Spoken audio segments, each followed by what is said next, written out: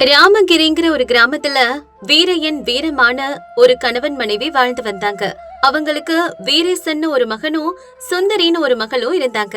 கஷ்டப்பட்டு அண்ணனுக்கு வேலை பார்த்து வாழ்ற குடும்பம் தான் அது. அந்த குடும்பத்துக்குன்னு சொந்தமா கொஞ்சம் நிலம் கூட கிடையாது. இதனால வீரேசன் விவசாய கூலியா மாறி மத்தவங்களோட வயல்ல கஷ்டப்பட்டு வேலை செஞ்சுட்டு இருந்தான். ஆனா அந்த வருஷம் மழையே இல்லாததால ஊர்ல இருக்கிற வயல் நிலங்கள் எல்லாம் தரிசா போயிடுச்சு. வேலை கிடைக்காம கையில ஒரு காசு கூட இல்லாம வீரேசனோட குடும்பம் பட்டினி கிடக்க வேண்டியதா போயிடுச்சு. ஒரு நாள் வீரம்மா இதெல்லாம் நினைச்சு அழுதுட்டு இருக்கும் போது வீரேசன் வேலை தேடி கழிச்சு போய் வீட்டுக்கு வர்றான். அப்ப இப்படி நடக்குது. மகனே வீரேசா, வந்துட்டியாடா? இன்னைக்கு கூட எங்கேயும் உனக்கு வேலை கிடைக்கலையாப்பா? இல்லம்மா, ஊர் முழுக்க சுத்தி வந்துட்டேன். எந்த ஒரு விவசாயிக்கிட்டையும் வேலை இல்ல. குளம் குட்டை எல்லாம் காஞ்சு போய் கிடக்கு. நிலமெல்லாம் வெடிச்சு போயிருக்கு. விளைச்சலே இல்லாதப்ப நம்மள கூலிக்கு யாருமா கூப்பிடுவாங்க? அப்ப நம்ம நிலைமை என்ன ஆக போகுதுன்னு தெரியலையடா.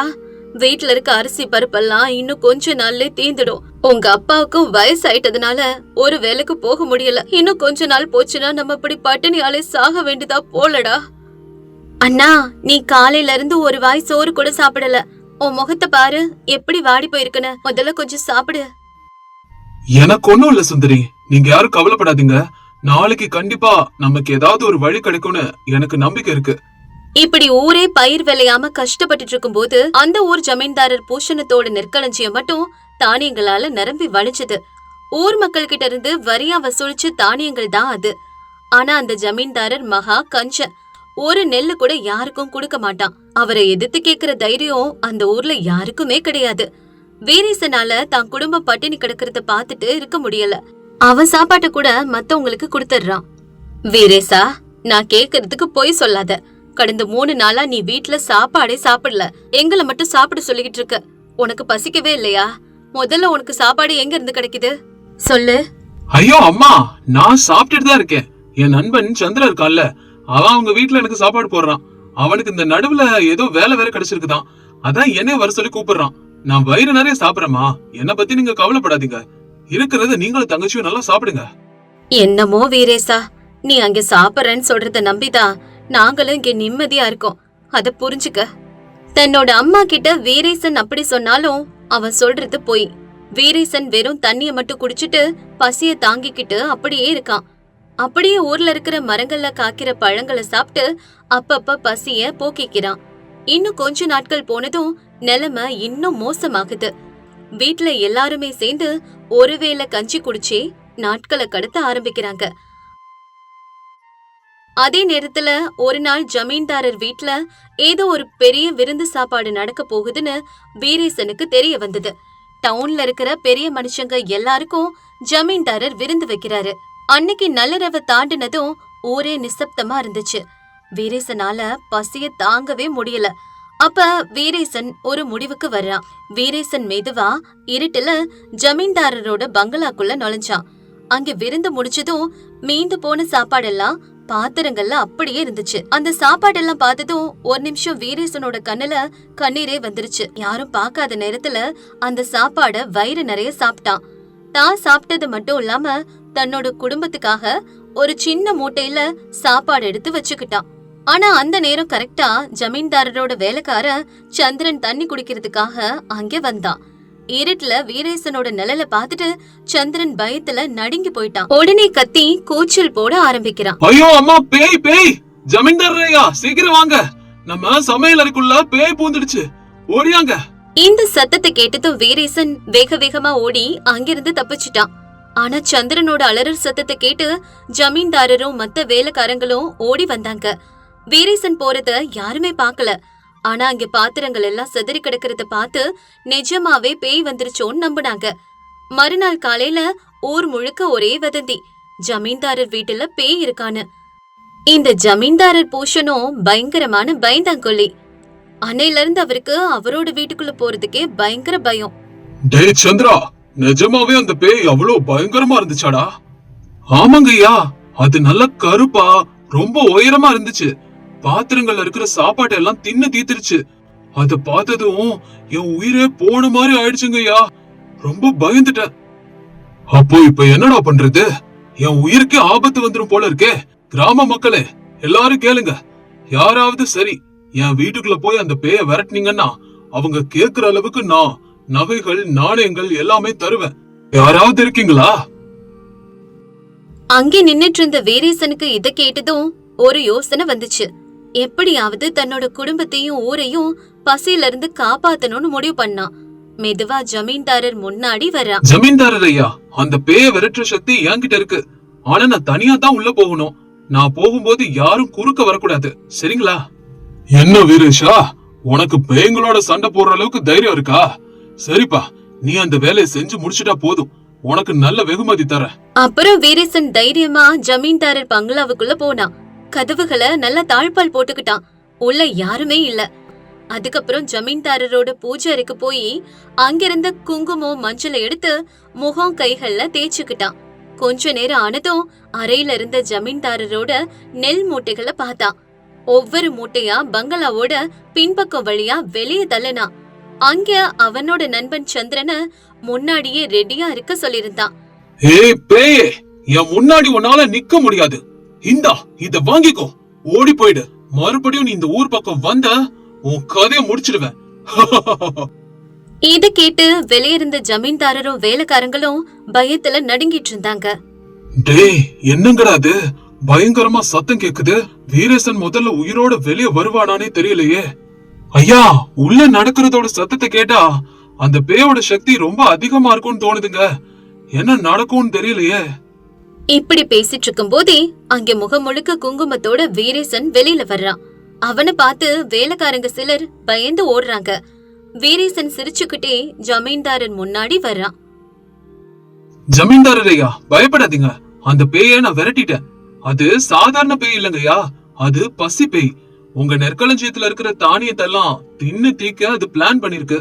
நான் என் பலத்தால அதை பயமுறுத்திட்டேன். நான் அது மேல சாமி குங்குமத்தை தூவுனதும் அது ஜன்னல் வழியா குதிச்சு ஓடிடுச்சுங்க. ஆனா அது போகும்போது உங்க நெல் மூட்டைகள்ல சிலதை தூக்கிட்டு போயிடுச்சு. அது மட்டும்தாங்க உங்களுக்கு நஷ்டம். அட, அது போட்டு வீரேசா, நீ உன் உயிரை காப்பாத்திட்டப்பா. உன் தைரியத்தை நான் பாராட்டுறேன். இந்தா தங்க நகைகளை வச்சுக்கோ. இது உன்னோட வீரத்துக்கான வெகுமதி. வீரேசன் அந்த நகைகளை வாங்காம ஜமீன்தாரையே பாக்குறான். ஜமீன்தாரர் ஐயா, எனக்கு இந்த நகைகள் வேணாம். என் ஒருத்தன் குடும்பம் மட்டும் நல்லா இருந்தா பத்தாது. அந்த பேய் ஏன் வந்தது தெரியுமா? நீங்க தானியத்தெல்லாம் உள்ள பூட்டி வச்சு ஊர் ஜனங்களை பசியால சாகடிக்கிறீங்க. அதான் அந்த பசி பேய் உங்களை தேடி வந்திருக்கு. நீங்க இப்பவே அந்த நெற்களஞ்சிய கதவுகளை திறந்து அந்த தானியத்தை பசியோட இருக்கிற ஏழை மக்களுக்கு பிரிச்சு கொடுத்தா அப்பதான் அந்த பேய் மறுபடியும் உங்க வீட்டுக்கு வராது. அதை மட்டும் பண்ணுங்க ஐயா, போதும். இத கேட்ட ஜமீன்தாரர் கொஞ்ச நேரம் யோசிக்கிறாரு. நீ சொல்றது உண்மைதாப்பா. என்னோட கஞ்சத்தனத்தாலதான் இவ்வளவு கஷ்டம் வந்திருக்கு. இப்பவே நெற்களஞ்சியத்தை திறக்க சொல்றேன், சரியா? ஜமீன்தாரர் உடனே நெற்களஞ்சியத்தை திறக்க சொல்லி ஊர் மக்கள் எல்லாருக்கும் தானியத்தை இலவசமா கொடுத்தாரு. வீரேசனோட புத்திசாலித்தனத்தால ஊர்ல இருக்கிற பசி குறைஞ்சது. யாருக்கும் தெரியாம வீரேசன் பண்ணின அந்த பேய் நாடகம் ஊர் மக்களோட உயிரை காப்பாத்துச்சு. அன்னைக்கு ராத்திரி வீரேசன் வீட்டுக்கு போனதும் அவனோட அம்மா வீரேசனை பார்த்து ஆச்சரியப்பட்டாங்க. வீரேசா, என்னடா உன் முகத்துல இந்த கோலம், குங்குமம் மஞ்சள் இருக்கு? ஆமா, ஊர் முழுக்க தானியம் கொடுத்தாங்களாமே, இதெல்லாம் ஒன்னாலதான் நடந்ததுன்னு பேசிக்கிறாங்க. அம்மா, அதெல்லாம் அந்த கடவுளோட கிருபமா. பசிங்கிறது மனுஷனுக்கு பேய விட அதிக பயத்தை உண்டாக்கிரும். அந்த பயத்தை போக்குறதுக்கு தான் நான் இந்த வேஷத்தை போட்டேன். இப்பவாது நம்ம வயிறு நிறைய இல்ல, எனக்கு அது போதுமா? அண்ணா, நீ நிஜமாவே ஒரு வீரண்ணா. அந்த கஞ்ச ஜமீன்தாரோட கண்ணு திறந்து இந்த ஊர்ல இருக்க எல்லாருக்கும் சோறு போட்டு அந்த அன்னபூர்ணியாவே ஆயிட்ட. நீ கடவுள் அண்ணா. அன்னையில இருந்து அந்த கிராமத்துல யாரும் பசியால வாடல. ஜமீன்தாரரும் அந்த பேய்க்கு பயந்து மாறிட்டாரு. வீரேசன மக்கள் நன்றியோட பார்த்தாங்க. இந்த கிராமத்தோட பேரு ரத்னகிரி. இந்த கிராமம் எப்பவும் பச்சை பசேல்னு வயல்களோட செழிப்பா இருக்கும். ஆனா இந்த வருஷம் மழையே இல்லாததால காஞ்சு போய் இருந்துச்சு. ஊர்ல இருந்த குளம் குட்டை எல்லாமே தண்ணி இல்லாம வறண்டு போயிடுச்சு. அந்த ஊர்ல சுந்தரம்னு ஒரு மீனவன் வாழ்ந்துட்டு வந்தான். அவனுக்கு மீன் பிடிக்கிறத தவிர வேற எந்த வேலையும் தெரியாது. அவனோட மனைவி சூரம்மா நல்ல குணமானவ, இருக்கிறத வச்சு திருப்தியா வாழ நினைக்கிறவ. குளமெல்லாம் காஞ்சு போனதால சுந்தரத்தோட பிழப்பு ரொம்பவே கஷ்டமா போயிடுச்சு. ஒரு நாள் காலையில சுந்தரம் கவலையா உட்கார்ந்துட்டு இருந்தான். சுரமா, ஊர்ல இருக்கிற 7 குளமும் காஞ்சு போச்சு. இப்படியே இருந்தா நம்ம எங்க போய் மீன் பிடிக்கிறது? இதே நிலைமை நீடிச்சா நம்ம பட்டினி கிடக்க வேண்டியதுதான். எப்படி பொழைக்க போறோம்னு தெரியல. கஷ்டமா இருக்கு. என்னங்க பண்றது? இயற்கை நமக்கு சாதகமா இல்லைனா நம்மளோட முயற்சியால தான் பண்ணணும். நம்ம வீட்ல இருக்கிற அந்த கொஞ்ச நெஞ்ச தானியமும் தீர போகுது. நாளைக்கு சமைக்கிறது கூட அரிசி இல்லங்க. அதனாலதான் நான் ஒரு முடிவு பண்ணிருக்கேன் சுரமா. நம்ம ஊர் குளத்தை நம்பினது போதும்னு விட்டுட்டு நாளைக்கு நான் தூரத்துல இருக்கிற அந்த கடலுக்கு போக போறேன். கடல்ல மீன் பிடிக்கிறது ரொம்ப கஷ்டம்தான். ஆனா நம்ம பசிய தீக்க இதை தவிர இப்ப வேற வழியே இல்ல. என்னது, கடலுக்கு போறீங்களா? ஐயையோ, அது ரொம்ப ஆபத்துன்னு சொல்வாங்களேங்க. நீங்க தனியா போறேன்னு சொன்னா எனக்கு ஏனோ பயமா இருக்குது. கடலுக்கு போக வேண்டாங்க. இங்கேயே ஏதாவது கூலி வேலை பாத்துக்கலாம். சரியா? சுரமா, இங்க செய்யறதுக்கு கூலி வேலை கூட இல்லையே. நீ ஒண்ணும் பயப்படாத. நான் அந்த பழைய படகை கொஞ்சம் ரெடி பண்ணிக்கிட்டு கடலுக்கு கிளம்புறேன். நீ தைரியமா இரு. சாயங்காலத்துக்குள்ள கொஞ்சம் மீனை புடிச்சுக்கிட்டு வந்துருவேன். சரியா? பயப்படாத. அப்படி சொல்லிட்டு போன சுந்தரம் தன்னோட சின்ன படகு எடுத்துக்கிட்டு கடலுக்குள்ள போறான். அலைகளோட வேகத்துக்கு படகு அங்கிட்டும் இங்கிட்டும் ஆடுச்சு. ரொம்ப நேரம் வலை வீசியும் ஒரு மீன் கூட சிக்கல. விடாமுயற்சியோட சுந்தரம் தன்னோட படகை இன்னும் ஆழமா கடலோட நடுப்பகுதிக்கு கொண்டுட்டு போறான். திடீர்னு காத்தோட திசை மாறிடுச்சு. காத்து பலமா அடிச்சதால தான் எந்த பக்கம் போறோன்னே அவனுக்கு புரியல. சுந்தரம் கடல்ல திசை மாறி போயிட்டான். சுந்தரம் ரொம்ப நேரம் கடல்ல அங்கேயும் இங்கேயும் அலைஞ்சிட்டு இருக்கும் போது அவனுக்கு தூரத்துல ஒரு பெரிய கப்பல் தெரிஞ்சது. அது பாக்குறதுக்கு ரொம்ப பழசாவும் விசித்திரமாவும் இருந்துச்சு. ஆச்சரியத்தோட சுந்தரம் தன்னோட படகை எடுத்துக்கிட்டு அந்த கப்பல் பக்கத்துல போனான். என்னடா இது? நடுக்கடல்ல இவ்ளோ பெரிய கப்பல் தனியா அசையாம நிக்குது. உள்ள யாராவது இருக்காங்களோ? ஒரு வாட்டி போய் பார்த்தா என்ன? ஒருவேளை எனக்கு உதவி கூட உள்ள இருந்து கிடைக்கலாம். அப்படி நினைக்கிற சுந்தரம் மெதுவா அந்த கப்பலுக்குள்ள கால் எடுத்து வைக்கிறான். அங்கிருந்த காட்சியை பார்த்ததும் அவனுக்கு கண்ணே கூசி போயிடுச்சு. கப்பல் முழுக்க தங்க நாணயங்களும் விலை மதிப்பற்ற வைரங்களும் குவியல் குவியலா கொட்டி கிடந்துச்சு. அந்த வெளிச்சத்துல அவனோட கண்ணெல்லாம் மின்ன ஆரம்பிச்சது. தன்னோட வறுமை காலத்துக்கு ஒரு முடிவு வந்துடுச்சுன்னு அவன் நினைச்சான். அட கடவுளே, எவ்வளவு பெரிய அதிர்ஷ்டம்! இதெல்லாம் தங்க நாணயங்களா? ஆஹா, என் கஷ்டம் எல்லாம் தீர போகுது. சூரம்மா இனி பட்டினியா கிடக்க வேண்டிய அவசியமே இல்ல. இதுல இருந்து கொஞ்சம் நாணயங்களை மட்டும் எடுத்துக்கிட்டு போவோம். சுந்தரம் அவன் கிட்ட இருந்த ஒரு சின்ன பானையில தங்க நாணயங்களை நிரப்பிக்கிட்டு படகு எடுத்துக்கிட்டு வீட்டுக்கு வந்து சேர்றான். இருட்டுறதுக்குள்ள புருஷன் வீடு திரும்பினதை பார்த்ததும் சூரம்மாவுக்கு அப்பதான் உயிரே வந்துச்சு. அப்ப சூரம்மா இப்படி பேசுறா. வந்துட்டீங்களா? ரொம்ப நேரம் ஆயிடுச்சேன்னு நான் பயந்துகிட்டே இருந்தேன் தெரியுமா? ஆமா, மீன் ஏதாவது கிடைச்சதாங்க? ஏன் உங்க முகம் இவ்ளோ பிரகாசமா இருக்கு? சூரம்மா, உன்கிட்ட முக்கியமா ஒரு விஷயம் சொல்லணும். இன்னைக்கு எனக்கு மீன் கிடைக்கல. ஆனா அந்த லட்சுமி தேவி எனக்கு ஒரு பொக்கிஷத்தை கொடுத்துட்டா. இங்க பாரு, தங்க நாணயங்கள். தங்க நாணயங்களா? இதெல்லாம் எங்க இருந்து வந்துச்சு? யாரோடதையாவது திருடிட்டு வந்துட்டீங்களா என்ன? ஐயோ, நமக்கு இதெல்லாம் வேண்டாங்க. அடுத்தவங்க சொத்துக்கு என்னைக்குமே நம்ம ஆசைப்படக்கூடாது. சூரம்மா, நான் ஒண்ணும் திருடல. கடலுக்கு நடுவுல ஒரு பழைய கப்பல்ல இதுங்க கிடைச்சது. அங்கே யாருமே இல்ல. இத வச்சு நம்ம கடனை எல்லாம் அடைச்சிடலாம். ஆனா ஒரு விஷயம், இத ஊர்ல யார்கிட்ட சொல்லிடாத. கடல்ல பெரிய மீன் கிடைச்சு அது வித்ததால பணம் கிடைச்சதுன்னு மட்டும் சொல்லு. எனக்கு இன்னும் பயமா தாங்க இருக்கு. இருந்தாலும் நீங்க சொல்றதால அப்படியே செய்யறேன். யாருக்கிட்டயும் நான் ஒரு வார்த்தை கூட சொல்ல மாட்டேங்க. அன்னையில இருந்து சுந்தரத்தோட வாழ்க்கையே மாறி போயிடுச்சு. சுந்தரம் முதல்ல தன்னோட கடன்களை எல்லாம் அடைச்சான். அவன் வாழ்க்கையில நடந்த மாற்றத்தை பார்த்து ஊர் மக்கள் எல்லாம் ஆச்சரியப்பட்டாங்க. என்ன சுந்தரம், கடன் எல்லாம் அடைச்சிட்டியாமே? அவ்வளவு பணம் எங்க இருந்துப்பா வந்துச்சு? நேத்து வரைக்கும் சாப்பிட கூட சாப்பாடு இல்லன்னு சொல்லிட்டு இருந்த. அது வந்துப்பா, இங்க மீன் பிடிக்க முடியலன்னு கடலுக்கு போறேன்ல, அங்க கடலோட ஆழத்துல பெரிய பெரிய மீன்கள் கிடைக்குது. அத டவுன்ல கொண்டு போய் வித்தா நல்ல பணம் கிடைக்குது. அதிர்ஷ்டம்னா அது உனக்கு தான்ப்பா கிடைச்சிருக்கு. நம்ம ஊர் குளத்துல ஒரு சொட்டு தண்ணி இல்ல. ஆனா உனக்கு கடலால பணமழை பொழியுது. அதுக்கப்புறம் சுந்தரம் அடிக்கடி அந்த கப்பலுக்கு போக ஆரம்பிச்சான். தங்க நாணயங்களை எடுத்துட்டு வந்தான். அந்த பணத்தை எல்லாம் வச்சு ஒரு பெரிய பங்களா கட்டினான். நிலங்களை வாங்கினான். சுந்தரத்தோட வீடு ஜமீன்தாரோட வீட்டை விட அழகா மாறிடுச்சு. இத பார்த்த ஜமீன்தாருக்கு பொறாம தாங்க முடியல. இப்படி சுந்தரத்தோட வளர்ச்சியை பார்த்துக்கிட்டே இருந்த ஜமீன்தார் ஒரு நாள் சுந்தரத்தோட வீட்டுக்கே வர்றாரு. அப்ப அவரு சுந்தரத்துக்கிட்ட இப்படி பேசுறாரு. என்ன சுந்தரம், உன்னோட பங்களாவை பார்த்தா என்னோட பங்களாவை விட பெருசா இருக்கு. இவ்வளவு பணம் உனக்கு எங்க இருந்து வந்துச்சு? நீ ஏதாவது திருட்டு வேலை செய்யறியா? வணக்கம் ஜமீன்தாரர் ஐயா.